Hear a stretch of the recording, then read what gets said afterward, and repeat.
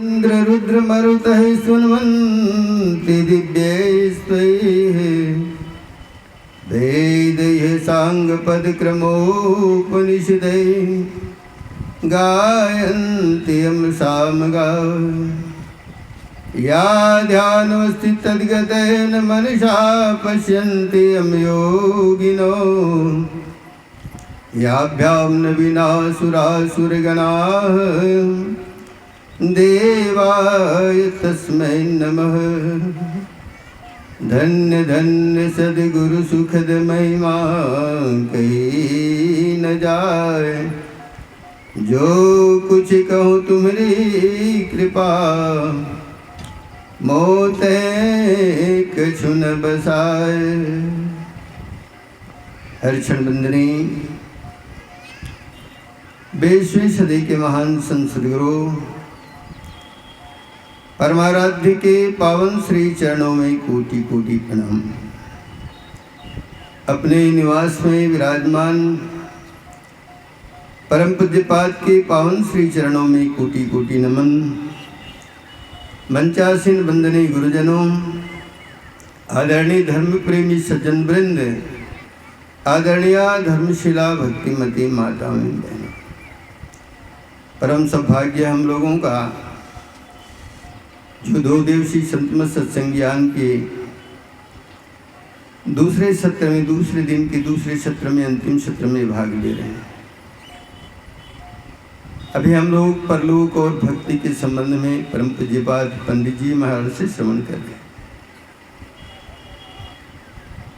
सद्गुरु महाराज कहते हैं, एक सर्वेश्वर पर अचल विश्वास, पूर्ण भरोसा तथा अपने अंतर में उनकी प्राप्ति का दृढ़ निश्चय रखना, सद्गुरु की निष्कपट सेवा, सत्संग और दृढ़ ध्यानाभ्यास, इन 5 को मोक्ष का कारण समझना चाहिए।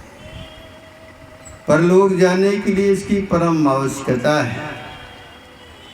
ये पंचशीलों का जब तक पालन नहीं होगा तब हमारा परलोक मंगलमय नहीं हो सकता।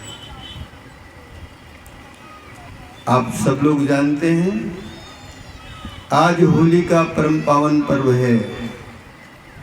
ऐसे अच्छे संत भक्त हुए हमारे भारतवर्ष में जिन्हें कभी भुलाया नहीं जा सकता।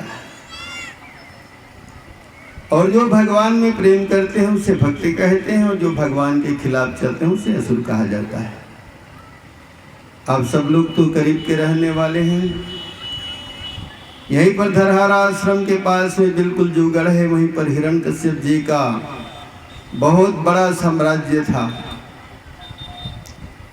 भक्ति वो भी करता था और उसके बेटे भी भक्ति करते।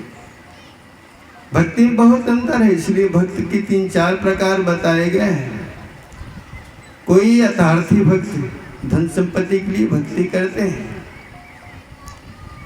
जिज्ञासु भक्त होते हैं, ज्ञान प्राप्त करने के लिए भक्ति करते हैं, आर्त भक्त होते हैं, जो दुख से भर जाते हैं, संसार के दुखों को नहीं सहन कर सकते हैं, तब भगवान की भक्ति करते हैं। पर जो संस्कारवान होते हैं, सद्गुरु के शरण में जाते हैं, वो परलोक को मंगलमय बनाने के लिए भक्ति करते हैं। हिरण्यकश्यप भक्ति की, पर इस संसार नाशवान है, उसको ज्ञान नहीं हुआ। जितने तप करते हैं, तप का अर्थ होता है राज्य प्राप्त करना, साम्राज्य स्थापित करना। ब्रह्मा जी की भक्ति की, ब्रह्मा जी प्रसन्न हो गए। हिरण्यकश्यप को कहा मांगो, उसने कहा मुझे अमरता का वरदान दीजिए। ब्रह्मा जी कहते हैं भैया ये तो मृत्यु लोक है, यहाँ अमरता के वरदान नहीं दी जाती है। हिरण्यकश्यप कहते हैं तो आप क्यों, हम गुलामी थोड़ी की हैं, यहाँ आने के लिए आप आए। अरे आपकी मर्जी हुई, प्रसन्न हुए तो आए, पर आपको पता नहीं है हिरण्यकश्यप क्या मांगने वाले हैं। क्या हिरण्यकश्यप और कुछ मांग लो, अमरता का वरदान तो नहीं दिया जा सकता। देखो संसार में जब जान रहे नश्वर संसार है, हिरण्यकश्यप ने मांगा मैं दिन में मरूं न रात में मरूं, न आकाश में मरूं न पाताल में मरूं, न घर में मरूं न बाहर में मरूं, न पानी में मरूं न पाताल में मरूं, न मैं किसी हथियार से नहीं मरूं, मैं किसी जानवर से भी नहीं मरूं, मैं किसी पशु से भी नहीं मरूं। ब्रह्मा जी कहते भैया बस करो न, कितना मांगोगे, बहुत हो गया, और इतने तो तुम्हारे लिए काफी है। कहे महाराज काफी क्या, मन मरे मनता मरे मर मर गए, शरीर आशा तृष्णा ना मरे। कह गए दास कबीर संसार में 1 रुपया मिलता है तो मन 5 रुपये की तरफ चला जाता है, 5 रुपया मिलता है तो मन 20 रुपये की तरफ चला जाता है, 20 रुपया प्राप्त होता है तो 100 1000 लाख 70 और पृथ्वीपति की बनने की चाह जग जाती है। अब क्या हुआ, वो भक्ति करते थे पर उसको अहंकार हो गया, आसुरता उसमें आ गई और